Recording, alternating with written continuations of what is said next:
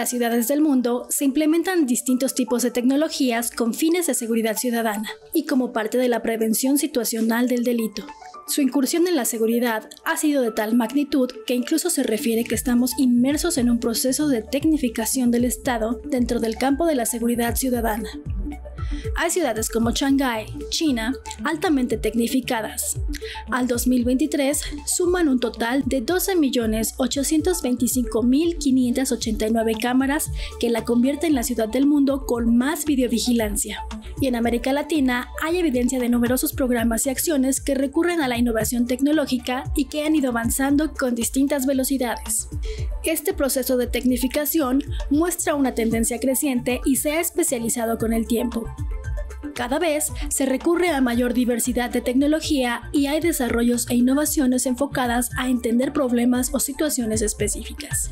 Por ejemplo, el uso de sistemas de información geográfica para el análisis de la incidencia delictiva y la generación de inteligencia. Los desarrollos para la atención de emergencias, la geolocalización para atender incidentes y delitos en tiempo real, el control automatizado de acceso a áreas estratégicas, la revisión de vehículos y personas mediante escáneres, la gestión de cámaras y alarmas instaladas en la vía pública, así como el uso de aplicaciones para atender problemas como el acoso callejero o la denuncia anónima, entre otras tantas posibilidades que se encuentran disponibles en el mercado y que son adquiridas y apropiadas por los gobiernos y la ciudadanía.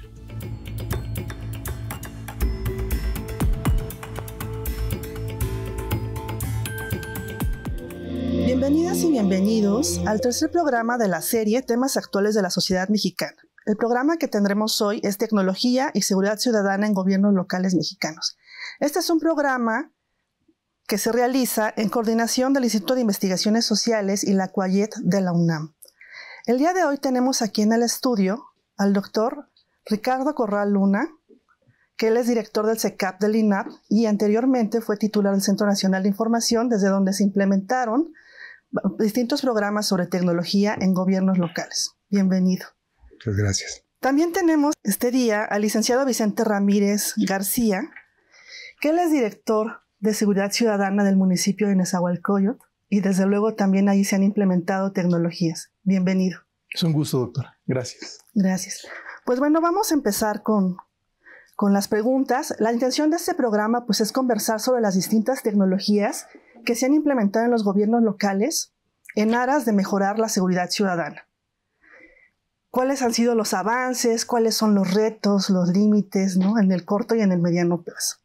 Bueno, hemos preparado una serie de preguntas, si están de acuerdo. La primera de estas preguntas, ¿cuáles son los distintos tipos de tecnología que se implementan con fines de seguridad ciudadana? Doctor. Claro que sí, Carmina. Bueno, muchas gracias por la invitación y es un honor para mí estar aquí en la UNAM, que es mi casa, por supuesto. Bien, pues en materia de tecnologías, digamos, podría yo advertir tres grandes grupos. Las tecnologías tradicionales, que son las que están concentradas en lo que conocemos como los C4, estos centros de comando, cómputo, comunicación, control, cómputo, comando y comunicaciones, como pues la videovigilancia, los sistemas de despacho de los servicios de atención de emergencia, los lectores de placas, en fin, estos que han sido tradicionalmente utilizados junto con bases de datos o sistemas de información para generar algún tipo de analíticos.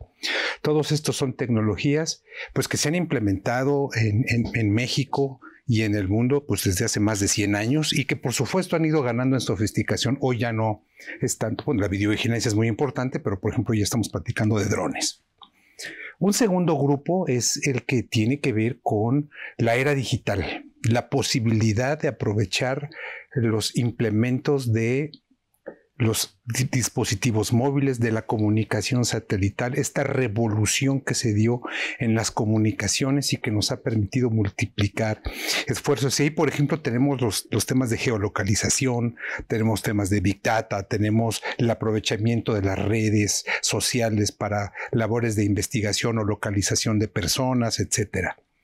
Y por supuesto, las aplicaciones móviles, la posibilidad de que las personas incorporen video a través de sus dispositivos a las redes de comunicación para atender un evento de seguridad.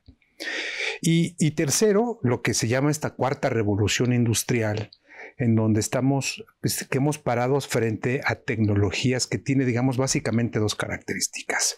La integración de múltiples tecnologías en una solución para atender problemas complejos, y ya no solamente el cómputo o el equipo de manera aislada, sino la interacción que tiene. Y ahí hay, digo, nada más para mencionar algunos, los temas de biométricos, por ejemplo, ahora se discute mucho el tema de reconocimiento facial, de patrones, el tema de la inteligencia artificial, el Internet de las cosas, que el Internet de las cosas forma parte de las soluciones digitales, pero ahora el procesamiento y almacenamiento y en la nube, ¿no? Sí. Que son soluciones que se pueden o que se busca integrar en esta cuarta revolución con el propósito de potenciar sus capacidades a partir de la complementariedad de los distintos sistemas. Entonces, hemos sido campeones en la primera, estamos avanzando en la segunda y todavía, no solamente en México, en el mundo, estamos en pañales en la tercera. Claro, sin duda hay una gran diversidad de tecnologías. Bueno, al respecto, Vicente, en un municipio como Nezahualcóyotl, con más de 1 millón de habitantes, de estas tecnologías, ¿cuáles se han implementado? Bueno, les platico. En Nezahualcóyotl, desde el 2004, ha venido creciendo un modelo de proximidad social, y desde entonces se tuvo la visualización de que los ciudadanos fueran partícipes de esta seguridad, y desde entonces se vienen implementando cámaras. Por una parte tenemos el municipio como tal, donde implementan las primeras cámaras, que tenías que tener mucha imaginación para poder ver qué era lo que se estaba transmitiendo en esas cámaras, ¿no? Recordemos que no tenían la definición que hoy tienen, ¿no? Por eso, derivado de ello, actualmente, por ejemplo, ya se cuentan con cámaras que te permiten la lectura de placas de vehículos. Y eso ya, digamos, superó en buena medida el tema de la colocación de arcos carreteros, de la lectura de arcos carreteros, que en Nezahualcóyotl tenemos 6 en coordinación con el Estado de México. Pero ¿qué pasaba, por ejemplo? Que en una arteria principal de Nezahualcóyotl, su avenida López Mateos, se quería instalar un arco carretero, pero a la imagen no le ayudaba mucho. Entonces ahora están siendo suplidos por la cuestión de estas cámaras. Entonces de esa manera se han venido implementando esta tecnología en el municipio de Nezahualcóyotl. ¿Y qué es lo que, Ricardo, qué esperaríamos de estas tecnologías en el corto y mediano plazo? Sé que es un tema, no me queda clarísimo, pero a ver, yo complejo. Creo, y lo he dicho ya, digamos, cada que tengo oportunidad en varios foros, el tema es, tenemos que hacer que funcionen. Es decir, ¿qué es lo que podríamos esperar? Primero, la adopción de estas tecnologías que nos permiten procesar grandes cantidades de información a partir de diversos dispositivos, cámaras, sensores, lectores, arcos, de manera simultánea en tiempo real. No solamente captar la información, procesarla para poder tomar decisiones, es decir, para poder actuar. Y la segunda es que funcionen. Lo voy a decir y me parece que es algo que de pronto pudiese parecer una obviedad para la gente, pero si tú compras una tecnología pero no cuentas con las condiciones para que esa tecnología funcione, no va a funcionar. Entonces, ¿qué esperaría en el corto y mediano plazo? Construir las condiciones para que las tecnologías funcionen, ¿no? Está esta metáfora, ¿no? Si yo tengo un jet de primera generación, de alta tecnología, pero no tengo una pista donde aterrice, pues no me sirve. Bueno, pues algo sucede y algo así ha pasado en México y tenemos varios ejemplos de grandes inversiones tecnológicas que han quedado al menos subutilizadas, o sea, desaprovechadas. Es decir, que teníamos 100 posibilidades, digamos, un valor de 100 en aprovechamiento y las hemos aprovechado al 20, al 30%, ¿no? Mucho se ha hablado con uno de los ejemplos en México, no a nivel municipal, a nivel nacional, de la famosa, por ejemplo, Plataforma México en su momento, ¿no? Que ha sido llevada y traía como una gran inversión que tenía como propósito cambiar las reglas del juego, cambiar las condiciones para la seguridad. Sin duda tuvo un impacto, es decir, sin duda ha tenido una función en bases de datos, etcétera. Sin embargo, su aprovechamiento fue menor y la misma suerte han sufrido pues los nuevos centros de control y comunicaciones, ¿no? Es decir, hemos tenido la posibilidad de incorporar cosas, pero su avance ha sido muy limitado, es decir, su aprovechamiento ha sido muy limitado, y de pronto su avance también reducido porque no se prevén en el momento de adquirir esas tecnologías su actualización y su mantenimiento. Entonces funcionan y luego al rato hay que darle mantenimiento y bueno, pues ya rompieron las cámaras y ahora pues ya nos quedamos sin cámaras, ¿no? O ya no tenemos personal y entonces tenemos miles de cámaras, pero no la posibilidad de estarlas monitoreando ni la tecnología para hacerlo de manera automatizada. Entonces, ¿qué esperaríamos? Que pudiésemos aprovechar y construir capacidades para que funcionen estas tecnologías, ¿no? Gracias. Vicente, y en Nezahualcóyotl, ¿qué esperaríamos en el corto plazo y qué les ha funcionado mejor? Bueno, en el corto plazo yo creo que tenemos que migrar a estas cámaras de última generación, porque finalmente a través de los cuadrantes tenemos una respuesta, que era algo de lo que hablaba el doctor, ¿no? O sea, no te sirve tener la tecnología si no logras buenos resultados. Y yo creo que esta sectorización que tenemos en el municipio permite ese tipo de resultados, ¿no? Entonces, creemos que tenemos que migrar hacia allá. Ya, muchísimas gracias. Me parece que trabajar desde los gobiernos locales es muy importante. Ahí se están realizando las implementaciones de tecnología novedosas, ¿no? Y en ese sentido, bueno, le invito también al público a que veamos la siguiente entrevista. Vamos a tener al doctor Alejandro González Cusi. Él es comisionado municipal de seguridad de Morelia, Michoacán, donde también se han implementado tecnologías.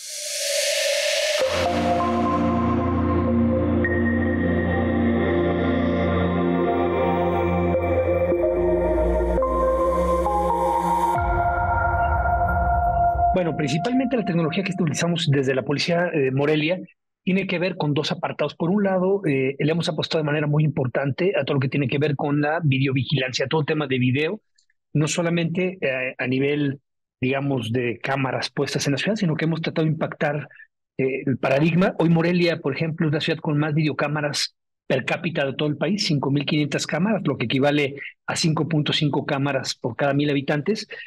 Implica que haya cámaras de video en prácticamente toda la ciudad, ¿no? Son cajas que se han puesto por todos lados, en toda la ciudad, que permite al mismo tiempo como cambiar esa percepción, es decir, ya no solamente una vigilancia fija, sino que estas cámaras son movibles.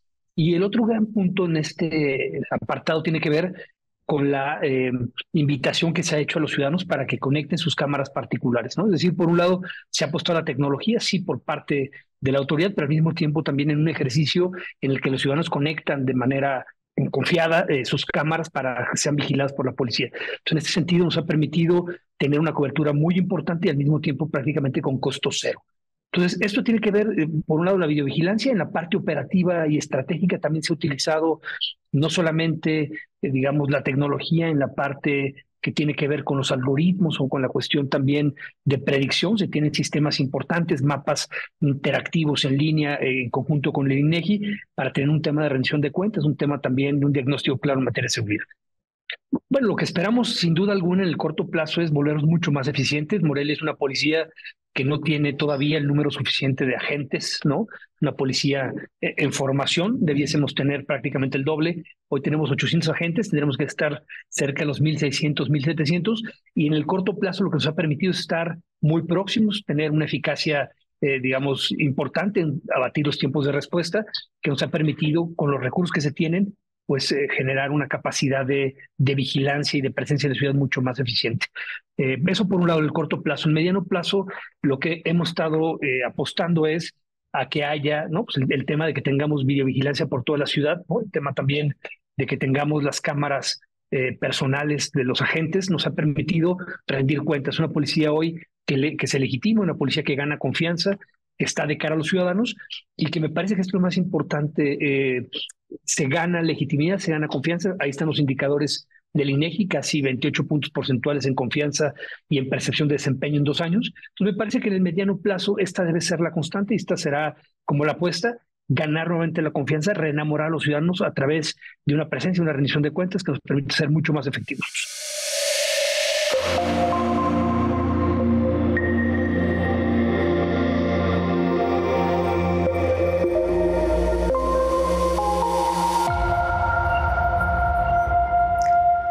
Muchas gracias al doctor González Cusi por esta primera parte de la entrevista. Más adelante tendremos la segunda parte. Vamos a continuar aquí en el estudio con nuestros invitados. Sin duda la tecnología ha avanzado y ya comentábamos un poco, Ricardo, cómo esta tecnología pues ha evolucionado, ¿no?, en estas diferentes vertientes. Y una de las preguntas que quisiera hacerte es, ¿cuáles consideras que son las innovaciones más novedosas? ¿Qué opinas de la inteligencia artificial, de reconocimiento facial? Bueno, me parece que es una tecnología distinta a las demás. Es decir, la inteligencia artificial no es una tecnología más como, por ejemplo, el video de alta definición o el Big Data con sus analíticos. Esta es una tecnología que te va a permitir procesar grandes cantidades de info, integrar estas otras tecnologías, es decir, y hacerlo a una velocidad, digamos, y con una precisión que va a eliminar la necesidad incluso de la intervención humana en muchas de las tareas que realizamos actualmente, como es el caso del monitoreo. Me parece que la inteligencia artificial tiene su lado muy positivo, porque, por ejemplo, ¿no?, este tema de la formación y reconocimiento de patrones, la posibilidad, esto que en algún momento se dijo, de que la gente por la forma en que camina, en fin, pues puede parecer un asunto medio de ciencia ficción. Ya no lo es. Es decir, la inteligencia artificial, esta nueva tecnología, te va a permitir utilizar estos dispositivos de alta definición para lograrlo. Es una tecnología absolutamente disruptiva que va a cambiar las cosas, y creo que tenemos también que ser muy cuidadosos en sus alcances, porque podemos perder el control, digamos, el control humano y sobre todo la responsabilidad. Recientemente en el Reino Unido se estableció un acta apenas orientada a la regulación de la inteligencia artificial. Es decir, advertir sobre las condiciones para su implementación responsable, de manera que se aproveche su utilización, pero al mismo tiempo se limiten los posibles efectos nocivos de perder el control y no saber o no tener responsables de su funcionamiento. La inteligencia artificial sin duda va a ser un cambio radical en la forma en cómo concebimos no solamente la tecnología, sino las tareas humanas en general y en particular en seguridad. Me parece que estamos frente a un cambio radical, ¿no? Muy disruptivo. Claro. Y frente a este cambio, Vicente, en Nezahualcóyotl han incorporado herramientas de inteligencia artificial, de reconocimiento facial. Para serte franco, aún no. Pienso yo que todavía tenemos mucho que mejorar, mucho que estructurar antes de dar este siguiente gran paso, así lo llamaría yo. Creo yo que estaríamos construyendo las bases para esto, pero pienso que también falta mucho que regular todavía, ¿no? Por ejemplo, si hablamos en cuestiones de la ley del uso de la tecnología, quedan muchas lagunas jurídicas que no te dicen, bueno, cómo la obtienes, cómo la procesas y para qué fin la vas a ocupar. Entonces, creo yo que necesitamos que haya una especificación, una normatividad que regule la operación de la puesta en marcha de lo que sería la inteligencia artificial, pero que sin duda son alcances que ya nos llegaron y que en algún momento dado tendremos que hacer uso de ello. Pero por hoy creo yo que falta por construir esa base. Bueno, ya hablábamos un poco, ¿no? Pero la gran pregunta respecto a estas tecnologías o complementos de la tecnología, ¿cuáles serán los límites? Bueno, pues a ver, me parece, es la pregunta, esto que comenta es absolutamente crucial, los fines para los que se va a utilizar. Es decir, finalmente, a través de la regulación tienes la posibilidad de establecer justo las reglas del juego, ¿no?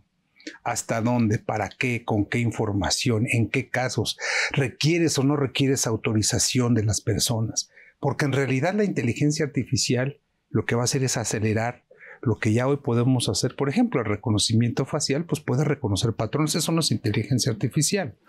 Pero la inteligencia va a potenciar de manera drástica ¿no? Ahora, nosotros hoy tenemos o requerimos de una base de datos para poder comparar los rostros. Con la inteligencia artificial vamos a poder ir a las redes, obtener esta información, ¿me explico? Claro. Sistematizarla y poderla aprovechar aun cuando las personas no hayan dado su consentimiento. Entonces, ese es un tema crucial, porque si ya existe una base de datos, por ejemplo, de personas que han cometido algún delito o infracción, bueno, pues ya sabemos esas personas por la situación en que se encuentran o se encontraron, podemos usar sus datos o su información. Pero en algunos otros casos, no. Entonces, ¿cómo? ¿Quiénes lo van a usar? ¿Cómo se va a utilizar? ¿Qué valor probatorio tiene? Todas estas son respuestas que pasan por entender y, como decía correctamente, normar su funcionamiento y su operación de la mejor forma posible. Porque como siempre vemos que la tecnología y sus capacidades están por encima de las posibilidades que nosotros tenemos de reaccionar y casi siempre va adelante, digamos, ¿no? Entonces, hoy internacionalmente se está haciendo en Estados Unidos, en la Unión Europea, no tanto en algunos países orientales como China, donde lo usan de manera profusa, pero no necesariamente enfrentan estos retos regulatorios de los estados democráticos, ¿no? Justo esa era una de las cuestiones en las que he pensado mucho, ¿no? La tecnología avanza mucho más rápido, las innovaciones tecnológicas y el mercado avanzan mucho más rápido que la legislación. Sí, claro, sí. Siempre vamos a ir un poco detrás. Y mientras tanto, ¿qué hacemos? En el día a día, en un municipio como Nezahualcóyotl, con necesidades de seguridad inmediatas, ¿cómo hacemos para la implementación? Digo, ya nos comentaba que aún no lo hacen, pero ¿de qué manera podría hacerse? Pensaba, por ejemplo, en algunas entidades he leído que han integrado un comité técnico asesor, ¿no? Para pensar qué tipos de tecnologías pueden comprar, y eso es muy útil para la ciudadanía, ¿no? No podemos comprar cualquier cosa, tenemos que pensar para qué lo compramos, etc. ¿En Nezahualcóyotl han pensado en alguna cuestión de este tipo? Bueno, se está pensando en crear un comité que precisamente nos ayude a integrar estos corredores seguros en donde a través de las universidades se han podido conectar a nuestros C4, pero no solamente a las universidades, sino otros espacios también que de alguna manera potencialicen la vigilancia y la visualización de lo que pueda formarse como un espacio denominado seguro al estar videovigilado. Pero sin duda creo yo que este comité podría estarnos guiando y orientando sobre la necesidad imperante de implementar algo desde lo local. Porque hay un tema importante, perdón, pero sí, claro. Finalmente el municipio tiene, finalmente este tipo de problemas del uso de la tecnología, pues también tienen un problema de escala que difícilmente se puede atacar de manera separada en los distintos órdenes de gobierno o por distintos gobiernos de manera independiente. Esto que comentas es crucial. Y lo que dices, el municipio tendrá y podrá implementar mecanismos para tratar de regular en su espacio, porque finalmente son delimitaciones geográficas, justo una delimitación geográfica que para el uso de la tecnología no existe, ¿no? Porque la tecnología pues no entiende ni reconoce, al contrario, las trasciende rápidamente. Y entonces, ¿cómo vamos a normar desde lo local un tema que se antoja indispensable abordar desde la perspectiva nacional con una estrategia que integre, coordine, articule a sus gobiernos locales y a sus gobiernos estatales, ¿no? Porque de otra forma, pues podemos correr también el riesgo que hemos visto en algunas otras áreas, como el área fiscal hace más de 50 o 60 años, en donde si cada estado, cada localidad puede establecer reglas diferentes, pues entonces tenemos una heterogeneidad que en lugar de favorecer, entorpece o dificulta el uso responsable de la tecnología. Y hay un tema crucial sobre el que quisiera enfatizar. No se arreglan las cosas a legislazos o a normazos. Es decir, no es solamente haciendo reglas, que son fundamentales y como he expresado me parece que son indispensables. Necesitamos de la educación y del comportamiento cívico de las personas para el uso responsable de la tecnología. No basta solamente la regulación, tenemos que tener gobiernos capaces de hacerla cumplir, pero ciudadanos con el conocimiento y el comportamiento cívico necesario para utilizar de manera responsable estas tecnologías, ¿no? Porque lo que hemos visto es que el abuso, es cierto, hay que normar y poner límites al gobierno, pero también el abuso se da por particulares, ¿no? Y entonces pues hay que regular, y luego tenemos la capacidad, uno, de monitorearlo, luego de sancionarlo, en fin, me parece que ahí es cierto, el tema regulatorio es fundamental, pero las capacidades de un país exigen de soluciones a nivel global, integrada, y no solamente que pasan por la regulación, sino también por el comportamiento de los ciudadanos, ¿no? Sí, sin duda hay un conjunto de condiciones que tenemos que reunir para poder implementar tecnología. Este es un tema transterritorial, tanto la violencia, la inseguridad y la tecnología son transterritoriales. Pues bien, ahora vamos a ir a una pausa, pero antes les invito a quienes nos están viendo que sean tan amables de comunicarse. Aquí ahí les aparecerán los teléfonos en pantalla. Tenemos algunos obsequios para ustedes.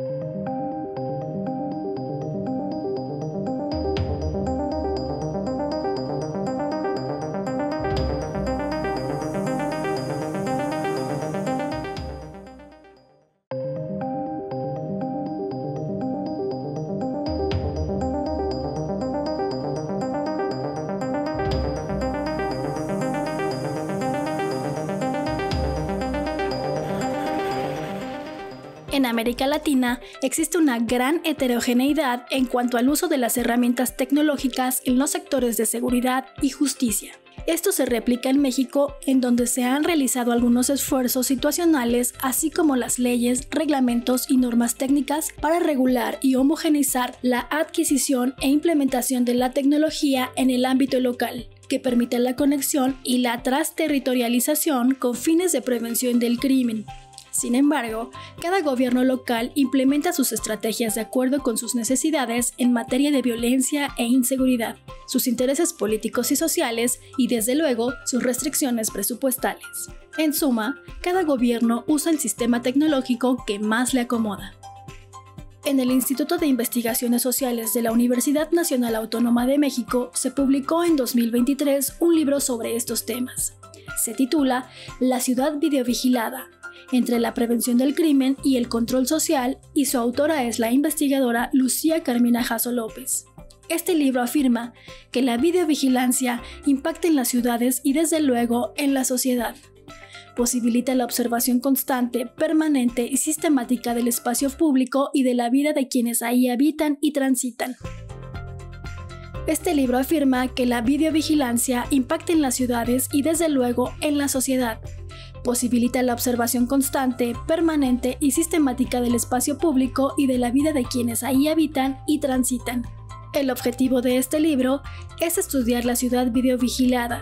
Se analiza cómo se construye la videovigilancia, su impacto en las formas de la vida de la ciudad y los efectos sociales que genera. El análisis se enfoca en la Ciudad de México, que con millones de habitantes se configura como una de las urbanizaciones más pobladas del mundo. Se concentra en las cámaras públicas y privadas que han sido instaladas en las calles con fines de prevención del crimen y que están videovigilando la vía pública, lo que ahí ocurre o no ocurre, controlando socialmente a las personas y coercionando su comportamiento.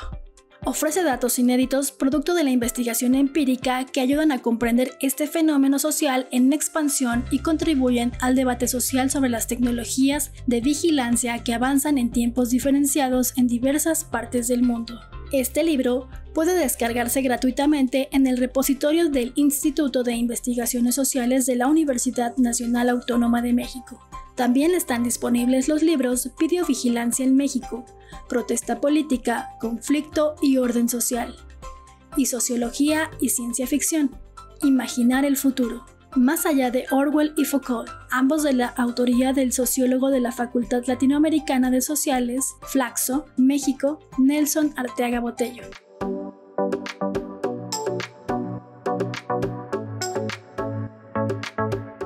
Muchas gracias por seguir con nosotros. Como comentamos antes de la pausa, tenemos algunos obsequios que vamos a realizar. Y bueno, ¿qué pregunta le podemos hacer al público para que se lleven esos obsequios? Bueno, si están de acuerdo, podemos preguntar cuántas cámaras de videovigilancia existen en Nezahualcóyotl, por ejemplo. Claro. Sí, muy importante que también refieran la fuente, ¿no? Este es un dato público. Dato público, y bueno, si no lo aceptan, pues el más próximo. Y vamos a continuar con nuestras preguntas. Ya habíamos hablado de la relevancia de la regulación, ¿no? De que para que esto funcione hay un conjunto de condiciones que deben existir. Y me parece que algo que no hemos hablado tanto quizá es la de la participación ciudadana. Pero bueno, Ricardo, quisiera preguntar si conoces de alguna práctica relevante a nivel internacional, alguna recomendación en materia de regulación o de participación ciudadana en términos de tecnología y seguridad. Sin duda. Pues el tema de la regulación, por supuesto, como decíamos, es parte importante de la construcción de capacidades, y la participación ciudadana es una de las condiciones indispensables para que esa regulación se cumpla. Es decir, una práctica regulatoria que se conoce como mejor práctica es que quienes son los sujetos regulados participen de manera activa en el diseño de las normas. Y esto, por supuesto, con las limitaciones que supone la especialidad técnica que supone este tipo de reglas. Y bueno, pues ahí tenemos algunos ejemplos. Por ejemplo, me vienen a la mente las disposiciones que se han establecido, por ejemplo, en los Estados Unidos para regular reconocimiento facial, ¿no? Ha habido un movimiento social importante y diversas organizaciones que se oponen activamente al reconocimiento facial.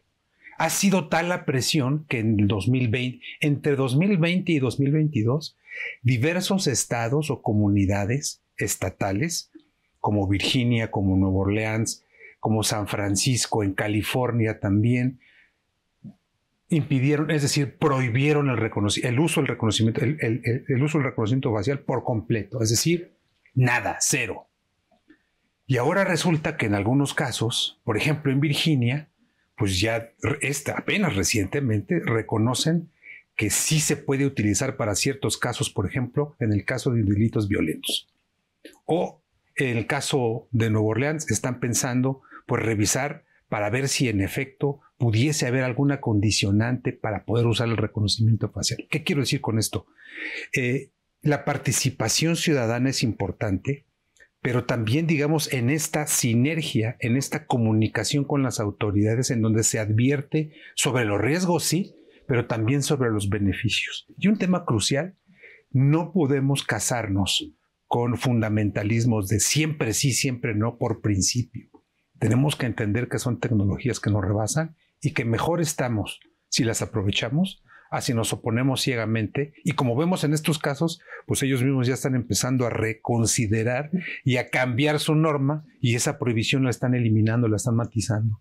Y eso muy probablemente sucederá en el uso de estas tecnologías. Podríamos utilizar algunos casos, como el caso del Reino Unido, por ejemplo, también el caso de videovigilancia, que todo el mundo sabe son campeones en ese tema, y en donde la ciudadanía forma parte de comités en donde se construye la regulación para poder construir la regulación con legitimidad desde abajo, digámoslo así.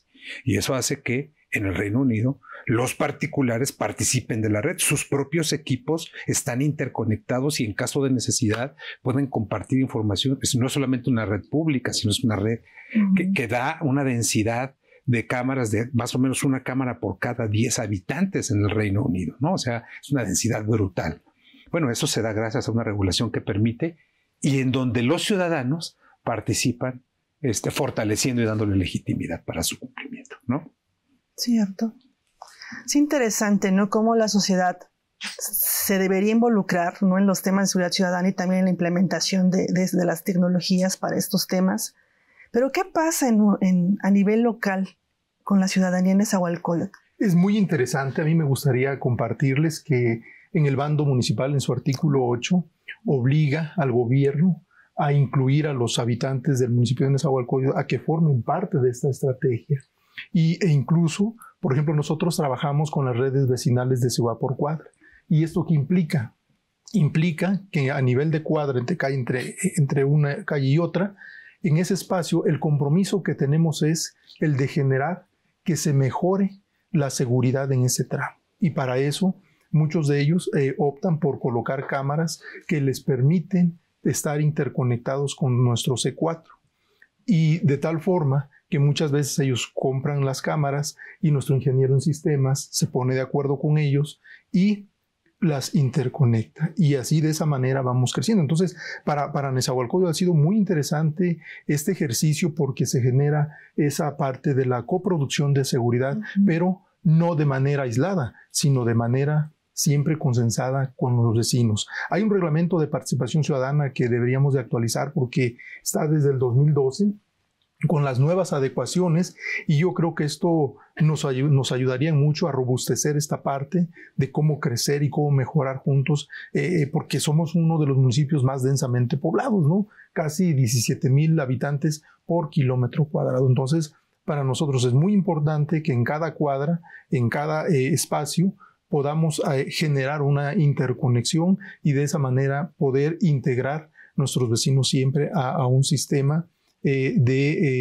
municipal de videovigilancia y que por supuesto está, cuando ellos lo requieran, está a su disposición. Eso es algo bien importante. Sí, justo esa duda también tenía. ¿Cómo un ciudadano en Nezahualcóyotl puede acceder a la evidencia registrada en video cuando es víctima de un delito? Eso es muy importante. Mira, por ejemplo, en el caso de personas extraviadas o ausentes, nuestro protocolo dice que lo primero que tenemos que hacer es que la persona inmediatamente tiene derecho a subir y ver y observar por sí misma las cámaras, si existen y qué se tiene. Aunque no se puede proporcionar el video, pero sí, porque tenemos que cuidar la cadena de custodia, pero sí puede observar las cámaras de dónde surge, dónde parte, hacia dónde se va. Y eso nos ha ayudado mucho, porque nos ayuda precisamente a esclarecer muchos de esos temas. Entonces, es una herramienta que no solamente es para uso del gobierno, sino es meramente para también uso de los habitantes en el momento en que lo requieren. Y así en un robo de auto, por ejemplo, ¿no? Ellos siempre por protocolo los invitamos a que ellos pueden pasar, a que puedan revisar las cámaras. Y se ha dado muchos casos, por ejemplo, en la plaza, en donde por alguna cuestión olvidan dónde lo dejaron y se observa que, bueno, no es donde él dice y se lo robaron, sino que más bien por algún olvido, alguna situación, claro, lo dejó en otro espacio. Y bueno, ahí es un servicio para ellos, ¿no? Creo que eso es la mayor de la ventaja que tenemos en nuestro municipio. Claro, creo que tendríamos que pensar en la socialización de estas tecnologías en dos sentidos. Uno, ¿no? para nuestro beneficio, pero también cómo contribuimos para que esto mejore. No sé si estén de acuerdo al respecto, o si hay alguna otra cuestión que deberíamos pensar en torno a la participación ciudadana. No, pues en la medida en que la sociedad se involucra y vea una utilidad, no solamente coopera, sino se hace corresponsable. Y esto que comenta es fundamental. Y lo digo porque además, digo, sin que esto suene a un halago, el municipio de Nezahualcóyotl es de los pocos municipios a nivel nacional o gobiernos locales que han llevado a cabo estos esfuerzos con éxito y que además lo han hecho de manera sostenida porque llevan ya muchos años construyendo esas capacidades y condiciones. Y bueno, sabíamos que tradicionalmente Nezahualcóyotl había sido siempre identificado con altos niveles de inseguridad, y estas iniciativas, esta claridad y este involucramiento ciudadano pues han permitido fortalecer las capacidades. Creo que es un magnífico ejemplo de cómo cuando involucras de manera activa a la sociedad y lo que dice que es le otorgas la posibilidad de formar parte y beneficiarse de estas tecnologías, entonces tiene mucho mayor éxito, digamos, tiene una mayor eficacia su implementación, ¿no? En todos los casos, en el ámbito internacional, la participación de los regulados de la sociedad siempre será fuente de legitimidad, de corresponsabilidad y de participación, y eso significa algunas dificultades, porque uno lo platica y se oye fácil, pero hacerlo tiene su chiste, ¿no? Sí, hay muchos retos. Claro, sí, hay muchos retos enfrente. Pues bueno, vamos a pasar ahora a ver la segunda parte de la entrevista del doctor Alejandro González Cusi. Como les comentaba, él es comisionado municipal de seguridad de Morelia, Michoacán.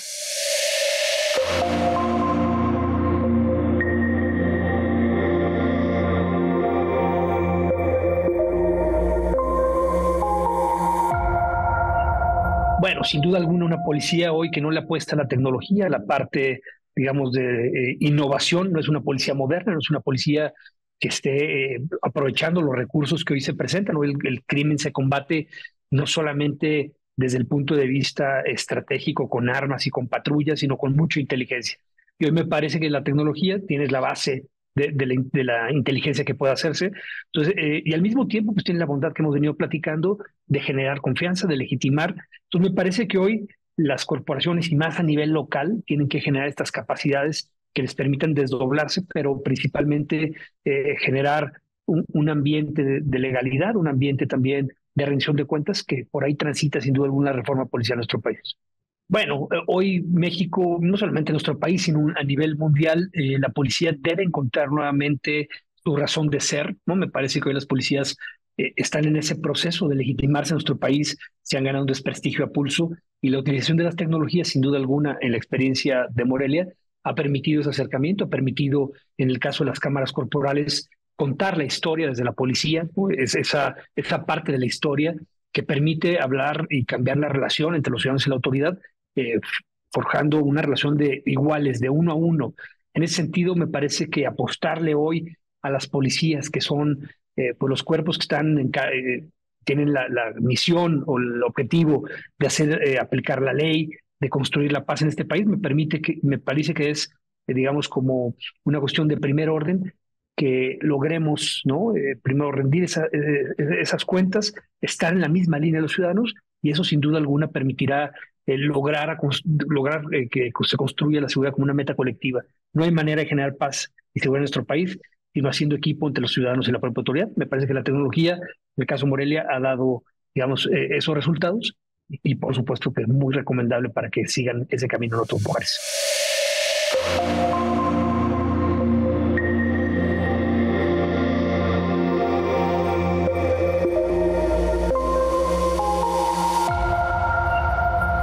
Muchas gracias al público por seguir con nosotros. Ya estamos llegando a la recta final de este programa y no quisiera dejar de pasar la oportunidad de preguntar específicamente sobre los gobiernos locales. En los últimos años, sobre todo organismos internacionales, han destacado la relevancia de los gobiernos locales en materia de seguridad. ¿Ocurre lo mismo en el caso de la implementación de tecnología? Ricardo, ¿qué opinas? Tiene el potencial. A ver, este énfasis que se ha hecho es porque se reconoce en los gobiernos locales un mejor conocimiento, una mayor profundidad en el contacto con la ciudadanía y mecanismos para gestionar la seguridad en enfoques o en estrategias coparticipativas. Para la tecnología hay dos temas que me parece que son cruciales. Sin duda, y Nezahualcóyotl es un ejemplo que se puede aprovechar, pero es un problema de escala. ¿Qué tecnologías y a qué escala? Y ahí está el tema. Yo creo, mi percepción es que los gobiernos en México, los gobiernos locales, se ven impedidos o limitados en buena medida por dos razones. La primera, esto que decíamos, no están en capacidad de establecer normatividad de carácter general. Hay que llevar una legislación, pasa por el Congreso de la Unión. Y esto, bueno, pues limita, digamos, ¿no? Hay bandos de gobierno, en fin, pero hay una capacidad limitada de regular. Y segundo, pues son los problemas de escala. Los gobiernos locales son los que mayor dependencia del presupuesto tienen. En promedio, 8, 9 de cada 10 pesos de los municipios vienen de la federación o del estado. Quiere decir que tienen muy pocos recursos y este tipo de implementaciones requiere recursos. Me parece que lo que es necesario es establecer una estrategia nacional en donde se establezcan con claridad las tecnologías a ser administradas a nivel local, estatal y nacional y los apoyos específicos para poder financiarlos. Creo que es posible, sin duda alguna, pero requiere de una visión estratégica en donde aprovechemos este contacto, esta cercanía, este conocimiento de los gobiernos locales, pero también les ayudemos a sobreponerse a las dificultades de esta dependencia o esta falta de recursos que pues les impide crecer, digamos, ¿no? Y además coordinarse, es decir, si cada municipio tiene la posibilidad de establecer la tecnología que quiera, imagínate, esto va a ser, quiero decir, puede ser una pulverización tecnológica en donde cada municipio tenga cosas que no se hablan y no se comunican entre sí, y eso es indispensable. Entonces, en síntesis, sí, sin duda los gobiernos locales forman el primer frente y indispensable el uso de tecnología. ¿Cómo, en qué nivel y en coordinación es indispensable, ¿no? Claro. Bueno, sabemos que Nezahualcóyotl es un referente importante en materia de seguridad y también de tecnología, por eso nos da mucho gusto que estés aquí, Vicente. Gracias, y quisiera preguntar si el municipio, ¿no? Bueno, desde la experiencia del municipio, ¿qué aspectos destacarías en el ejercicio de lo local? Y si han tenido algún diálogo con algún otro municipio. O sea, a veces se aprende de los otros municipios, ¿no? No solo en materia de coordinación, sino a veces un municipio que no necesariamente compartamos frontera, se aprende. ¿Qué nos podrías compartir al respecto? Mire, yo creo que es muy importante hoy por hoy no quedarse enfrascado en solo lo que hago yo, sino en compartir lo que a mí me sirvió como una experiencia, como una buena práctica y que pudiera ser replicable. Y de igual manera, ¿qué puedo yo aprender de otros municipios? Y eso tiene que ver en buena medida con el tema de los recursos, por ejemplo, ¿no? Cómo hemos venido avanzando. Para nosotros ha sido un gran logro y un reto que se haya establecido nuestro C4 cuando en el año 2000 era un cuarto de 4x4, por ejemplo, ¿no? Y hoy es un centro de mando pequeño pero muy productivo, pero además que se ha alimentado a hoy con el uso de drones, por ejemplo, y el Coyote primero que siempre ha estado operando, es nuestro helicóptero que hace, es el único que en el Estado de México y en buena parte de la región es el único que hace vuelos policiales, pero sobre todo, ¿qué nos ha obligado la necesidad de crear, por ejemplo, ante las cuestiones de delitos cibernéticos? Pues una unidad cibernética que atienda este tipo de problemáticas. Y para equipar una unidad cibernética, pues desde luego que se requiere una certificación, se requiere de recursos, se requiere de infraestructura precisamente para que esta unidad pueda operar. Y sin embargo, hablamos de estos a lo mejor micro o pequeños logros, pero que sin embargo dan respuesta y dan soluciones ante una necesidad que se presenta en nuestro municipio. Entonces creo yo que esa es la gran aportación que pudiéramos hacer, porque no podemos avanzar más allá de lo que el mismo recurso de la Federación destina al Estado y el Estado designa al municipio, ¿no? Claro. Y complementarlo desde luego con un recurso propio que ahí tiene que ver mucho con la voluntad política y que hasta hoy, el día de hoy se ha contado y eso es muy importante, sí, ¿no? Claro, pero digo, aunque un municipio tenga muchos recursos, no puede quedarse como una isla. Entonces, en materia de coordinación, Ricardo, ¿tienes algún ejemplo que pudieras comentarnos?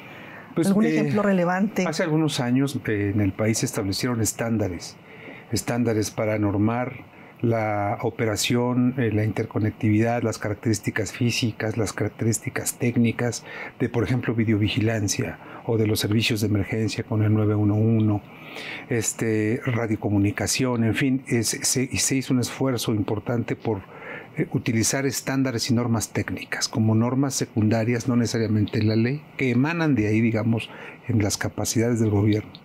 Y eso me parece que es una buena práctica. También hay municipios, como lo comentan, ¿no? Nezahualcóyotl me parece que es uno de ellos, pero no es privativo. Es decir, hay otros, como por ejemplo la zona metropolitana de Guadalajara, Monterrey, en Querétaro hicieron cosas muy interesantes. Guanajuato ha ido avanzando en algunas ciudades. Y por supuesto, bueno, Ciudad de México, que ha sido, bueno, por sus características siempre un referente. A mí me parece que hay ejemplos y, como dice, hay buenas prácticas y cosas que podemos aprender porque han ido avanzando cada uno en esfuerzos distintos. Me preocupa un poco, y esa es quizá una reflexión que dejo ahí anotada, lo que pudiese ser una especie como de darwinismo tecnológico. Es decir, los que más tienen, los más fuertes, los más grandes, pueden implementar estas tecnologías y el resto, los municipios que menos tienen, los más pobres, se van quedando rezagados. Y entonces tenemos campeones que normalmente logran de alguna forma obtener los recursos para financiar su tecnología y se van separando de la gran masa de municipios que se van quedando a la saga. Pero el fenómeno de la criminalidad pues no responde a ese tipo de diferencias geográficas o económicas y entonces pues muy fácil, ya no estoy aquí, me mudo al de al lado y entonces sigo delinquiendo y entonces no atendemos el problema de raíz, ¿no? Claro. Me parece que ahí hay buenas prácticas, pero es necesario cuidar ese tipo, esa separación, esa división, esa concentración en solamente algunos campeones y dejar al resto pues a su suerte, digámoslo así, ¿no? Necesita haber un compromiso de carácter estatal y nacional para rescatar y fortalecerlos, ¿no? Ya, pues sin duda hay mucho que reflexionar al respecto. Hemos llegado al final de este programa. No me resta más que agradecerles y pedirles un comentario final ya muy en breve para nuestro público. Vicente, adelante. Bueno, pues agradecer primero aquí al estudio y a los televidentes por esta oportunidad desde lo local, que a mí me parece que tenemos que compartir cada día más y aprender de otros también. Muchísimas gracias. Gracias, Ricardo. Sí, yo quiero agradecer a la Universidad Nacional Autónoma de México, felicitarlos por tener y tratar este tipo de temas y pues agradecerte, doctora, por la invitación, por supuesto al COAIED, al instituto, por la organización de este programa y a todos ustedes por ver el programa. Muchas gracias de mi parte. Pues bueno, muchísimas gracias por habernos acompañado. No me resta más que invitarles a ver el siguiente programa de la serie Temas Actuales de la Sociedad Mexicana. Gracias.